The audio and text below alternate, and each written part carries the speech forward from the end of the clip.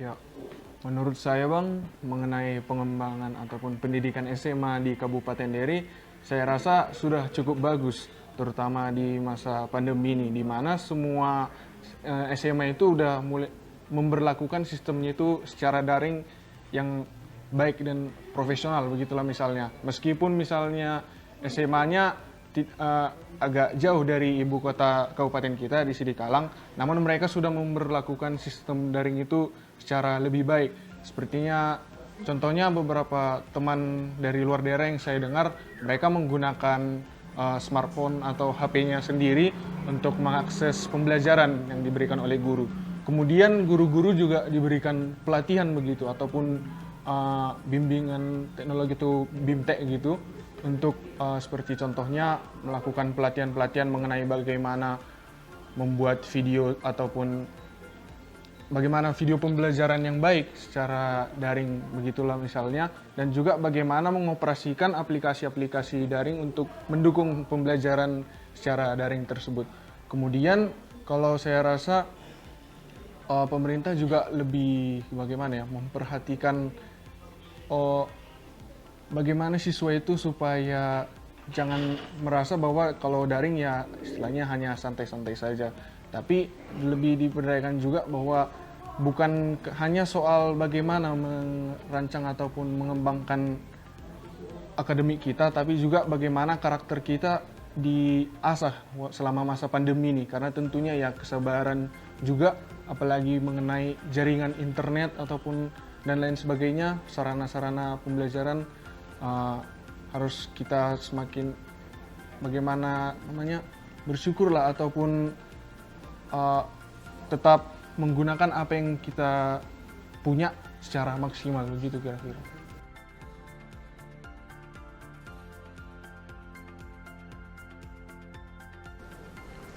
Baik, terima kasih adik-adik saya. Sebetulnya kalau pendidikan secara umum di Deri sudah bagus, sudah ada peningkatan dari tahun ke tahun. Dan memang harapan kita ke depan juga ini akan semakin meningkat lagi. Cuman barangkali paling ada di beberapa pelosok-pelosok yang mungkin belum terjangkau secara penuh. Namun secara umum sudah semakin bagus.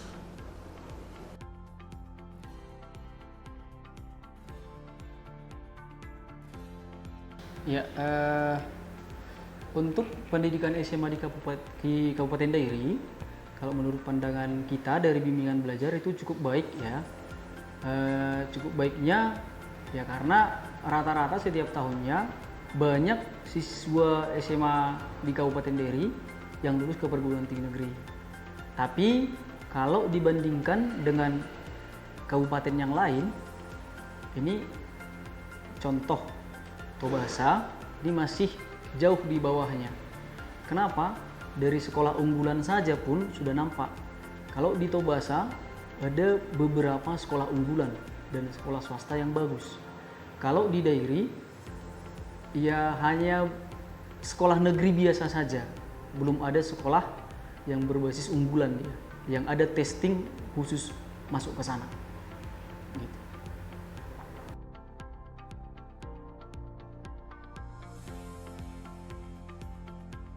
Saya pikir dan menurut data yang kami ketahui selaku pengawas sekolah, perkembangannya tidak begitu signifikan. Namun tetap seperti tahun yang lalu, hanya sedikit saja pertambahannya yang masuk ke perguruan tinggi. Dan dikarenakan menurut saya itu disebabkan karena saya tidak mengatakan bahwa itu faktor dari gurunya. Saya lebih menekankan itu faktor dari orang tuanya yang kurang mendukung. Di mana di satu sisi biasanya yang menengah ekonomi, orang tua yang menengah ke bawah itu masih kurang mendukung terhadap anaknya untuk masuk perguruan tinggi.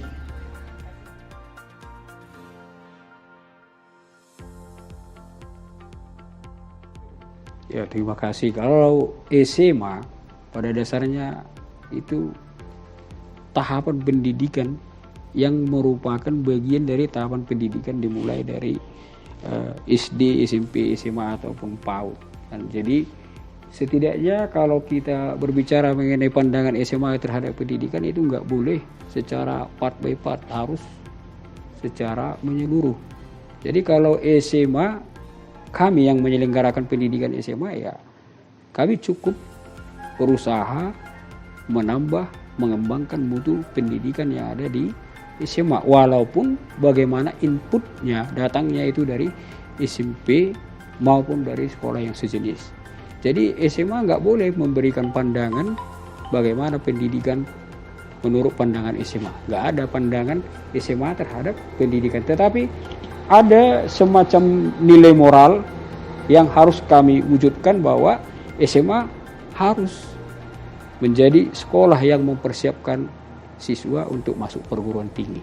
Itu aja bagi kami yang utama. Jadi kalau mutunya itu yang menilai adalah yang menjadi customer daripada lulusan itu. Siapa itu? Ya perguruan tinggi. Jadi perguruan tinggi yang dapat menilai mutu SMA, bukan kami. Kami adalah orang-orang yang menyelenggarakan pendidikan di SMA yang mempersiapkan siswanya itu supaya dapat masuk perguruan tinggi. Itu aja jawaban kami untuk bagian yang pertama ini.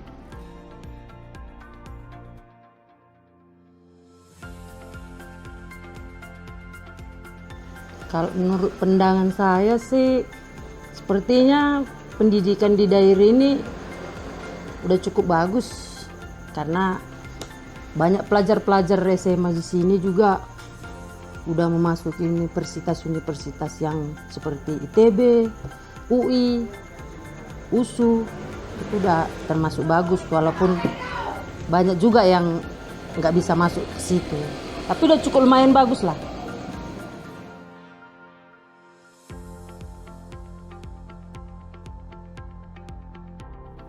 Oke, Bang. Kalau mengenai grafiknya secara keseluruhan di Kabupaten Deri saya kurang tahu, Bang. Tapi yang saya tahu itu untuk yang SMA Negeri 1 Sidikalang, kalau saya lihat datanya dari tahun lalu itu mengalami kenaikan, yang baik itu dari jalurnya itu secara keseluruhan. Jadi baik dari SNM, SBMPTN dan juga jalur-jalur mandiri lainnya itu kalau digabung mengalami kenaikan yang cukup baik lah dibanding dari tahun lalu. Begitu mungkin yang bisa saya sampaikan. Berarti dari SMA Negeri 1 secara keseluruhan ya? Iya, Bang. Yang masuk PTN masih meningkat. Masih meningkat.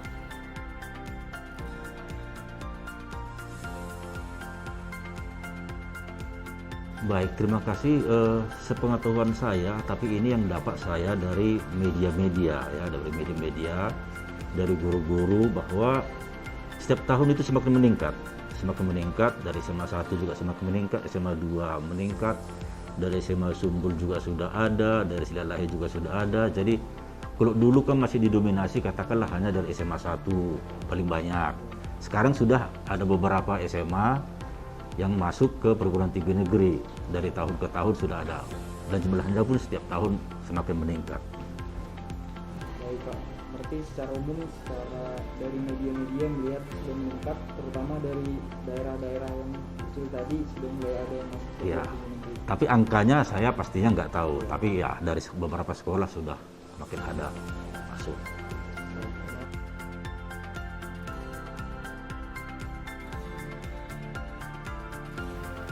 Ya, untuk kelulusan ke perguruan tinggi negeri,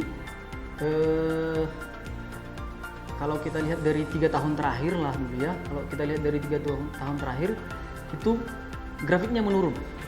Nah, seperti di bimbel kita lah, di bimbel kita ini di 3 tahun yang lalu kita punya kelulusan itu hampir 200-an siswa. Nah, 2 tahun yang lalu kita punya kelulusan itu 140-an. Nah, dan di tahun yang lalu kita hanya punya kelulusan itu sekitar 38 siswa. Nah, jadi mungkin 2 tahun terakhir ini penyebabnya adalah pandemi, sehingga mengurangi minat belajar siswa. Nah, begitu.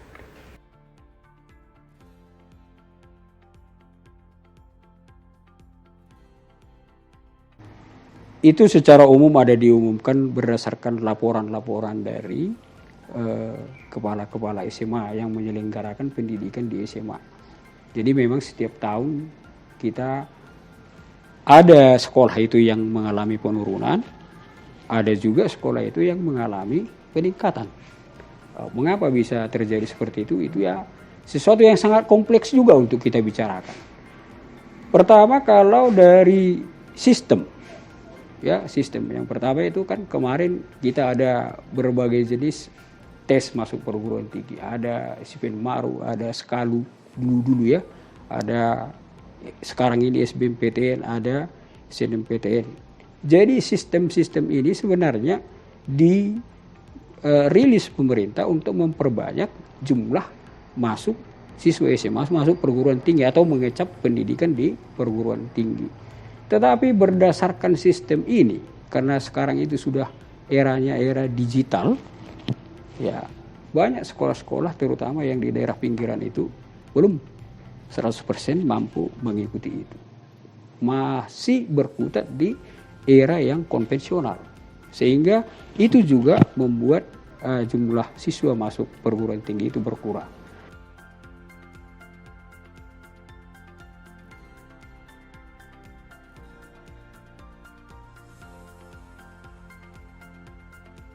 Kalau di tahun ini karena COVID, jadi kayaknya kurang ya.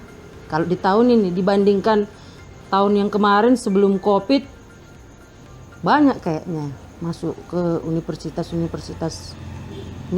negeri gitu ya. Jadi kita sepakati lebih banyak gitu ya Kak ya. Di Tahun yang sebelumnya. kemarin iya dibandingkan tahun sekarang. Karena pengaruh COVID bisa jadi. Anak-anak belajar daring itu kan. Jadi agak gimana gitu.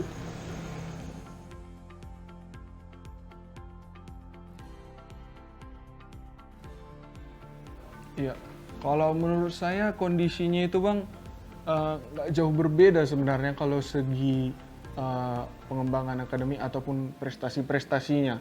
Cuman saja karena udah ada yang namanya pandemi COVID-19 sekarang ini ya semua masalahnya itu jadi berbeda dibandingkan dengan yang tahun lalu. Pastinya memang yang di atas ataupun angkatan-angkatan yang sebelumnya yang berada tahun ke belakang itu yang mungkin kuliah juga merasakan bagaimana situasi pembelajaran secara pandemi. Jadi kalau menurut saya kondisinya hanya lebih mengalami kendala masalah itu pada sistem daring itu Bang. Karena mau bagaimanapun kalau menurut saya pembelajaran daring itu agak kurang efektif. Jadi menurut saya itu lebih baik menggunakan pembelajaran secara tatap muka, karena kalau sebenarnya menurut saya lebih suka punya peraturan yang dirancang oleh sekolah, kita punya teman bersama untuk belajar dan juga kita bertemu secara langsung dan nggak ada gangguan kendala sedikit pun. Seperti contohnya kalau daring kan kita misalnya belajar gini, tiba-tiba ada kendala jaringan, jadi sedikit satu kata aja yang salah gitu ataupun terputus dari kalimat dari guru itu ketika menjelaskan, jadi kayak ada sesuatu yang berbeda ataupun jadi kurang dipahami pembelajaran itu, begitu kira-kira.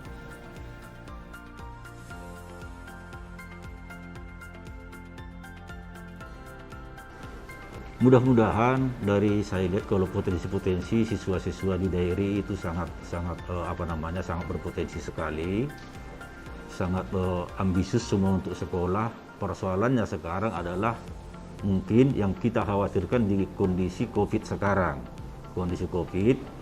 Jadi kita harus banyak memantau ke rumah dan juga tidak tahu bagaimana kondisi ke depan. Nah, karena kita juga akan sangat berharap bagaimana supaya siswa itu bisa tatap muka belajar. Itu mungkin untuk sementara. Jika dilihat dari tingkat kenakalan remajanya Pak, apakah di Kabupaten Dairi cukup terkendali menurut Bapak atau ada yang perlu dikoreksi Pak? Kalau di Dairi kita siswa-siswa kita cukup bagus dibandingkan dengan daerah-daerah lain. Artinya kita masih haus untuk pendidikan, masih mengikut dengan nasihat-nasihat orang tua. Dan mudah-mudahan ini harapan kita ke depan juga, anak-anak kita, adik-adik kami semua akan semakin baik. Jangan ada terpengaruh narkoba, karena segitu masuk sekali narkoba maka itu akan mendekatkan diri ke liang kubur. sulit untuk diperbaiki. Itu harapan-harapan kami yang sekarang tidak ada kesempatan kedua kalau kita tidak mulai sekarang. Harus dimulai, terutama adik-adik kami. Sekarang persiapkan masa depanmu untuk hari yang akan datang.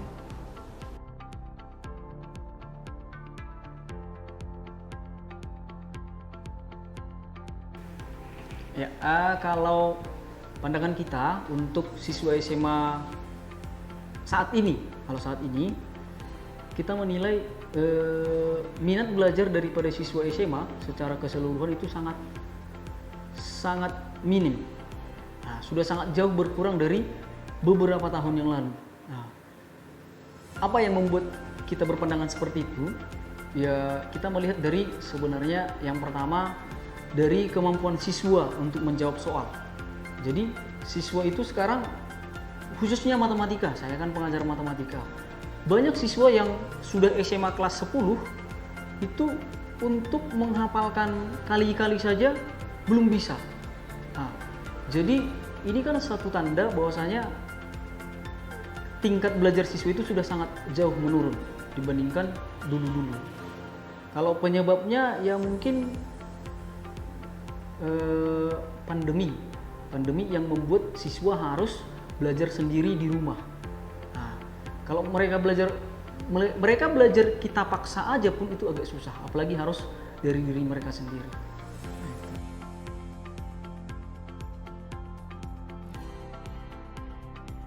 Kalau menurutku sih, kalau dia memang manusia yang baik, dia nggak akan terpengaruh dengan situasi di sekitar dia.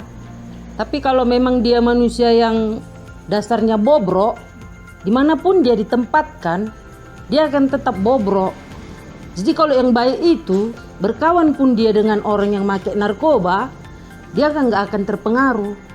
Tapi kalau memang dia yang dasarnya manusia yang nggak bisa stabil, dia akan cepat terpengaruh dengan situasi-situasi yang kita hadapi sekarang lah, baik itu judi, narkoba, pergaulan bebas, ya banyak lah sekarang ini yang kita tahu kejadian-kejadian remaja-remaja inilah.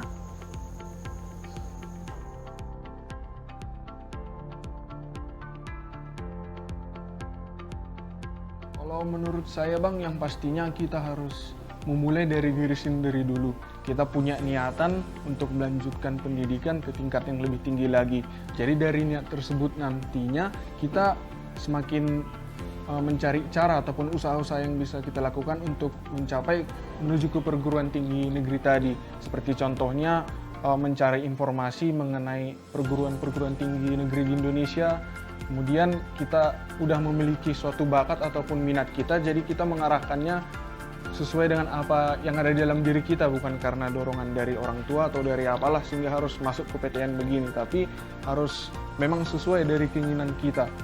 Kemudian tentunya mempersiapkan diri sejak dini, baik itu untuk jalur SNMPTN, SBMPTN ataupun jalur mandiri lainnya. Yang penting mempersiapkan diri baik itu dari segi mental, segi fisik juga, terutama selama masa pandemi ini menjaga kesehatan dan juga yang pastinya semakin mengembangkan potensi akademik kita supaya mungkin dari jalur SNM, SBMPTN kita bisa masuk ke perguruan tinggi negeri yang kita impikan, begitu kira-kira. Oke, berarti kembali ke diri sendiri ya harusnya dari awalnya. Iya. Lepas dari keadaan orang tua, sekolah atau apapun itu, kalau udah ada niat dari diri sendiri harusnya bisa tercapai gitu ya.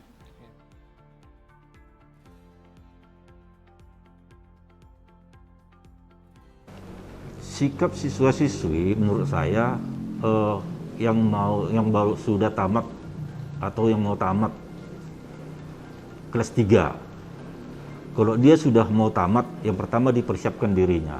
Kalau dia mau melanjut, dilihat kemana dia berpotensi, berpeluang, kemana minatnya.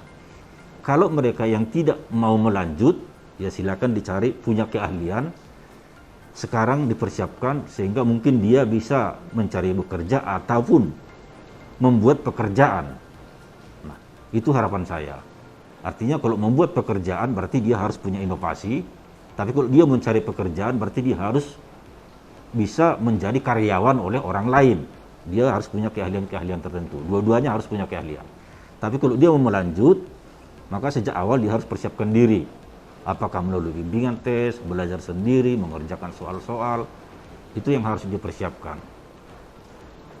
Berarti kalau dari Bapak sendiri melihat anak lulusan SMA, apakah harus masuk ke perguruan tinggi artinya melanjutkan ke kuliah, atau tidak apa lulusan SMA mengambil pekerjaan langsung?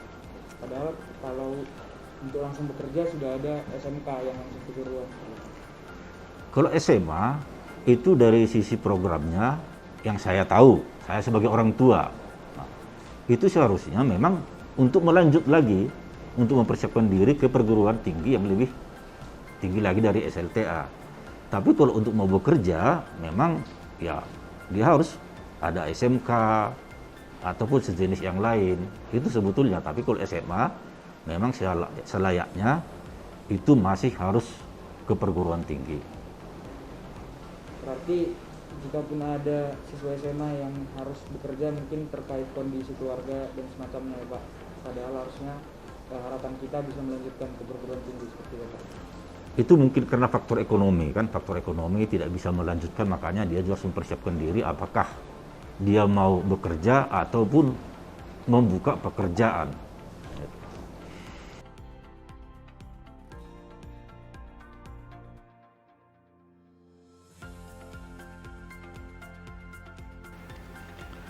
Oke, ya kalau untuk khusus siswa SMA, kita berpikir SMA itu memang wajib melanjut ke perguruan tinggi negeri. Kenapa? Kalau tamatan SMA di Indonesia kan sangat minim untuk lowongan kerjanya. Nah, kecuali kalau misalkan SMK kian kan wajiblah bisa langsung bekerja.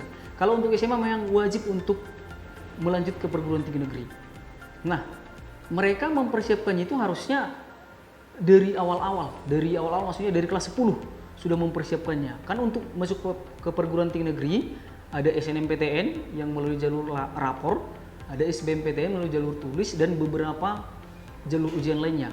Jadi mereka harus mempersiapkannya mulai dari kelas 10. Kesalahan-kesalahan banyak siswa adalah mempersiapkan perguruan tinggi negeri itu hanya di kelas 12, bahkan di akhir semester 2 kelas 12 baru mempersiapkannya. Nah, itu kesalahan banyak siswa.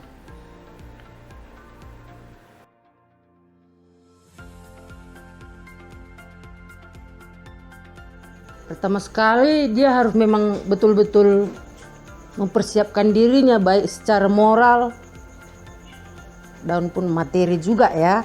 Karena kalau cuman moralnya saja pun cukup, tidak mendukung dari materi, itu juga nggak bisa. Karena kemana-mana pun kita kan butuh uang.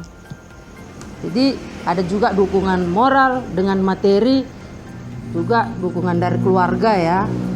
Paling utama sih dari keluarga untuk mendukung anak-anaknya, terutama orang tua lah. Baru ke pergaulannya. Berarti harus kita akui juga memang latar belakang ekonomi tiap siswa-siswi itu kan beda-beda kan Kak? Iya. Berarti di situ Sebenarnya ya itu tadi.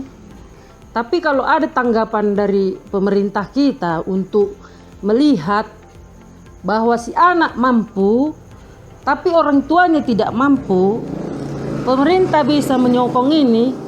Kita yakin pasti anak-anak kita ini semuanya jadi anak-anak bangsa yang baik, yang bisa berguna gitulah untuk negara kita.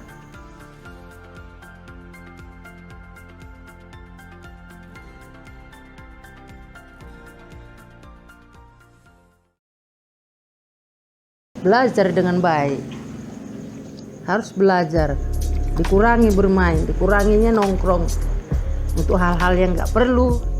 Memang harus belajar. Kalau tidak belajar nggak mungkin. Labora, mustahil. Nggak main skater. Oke.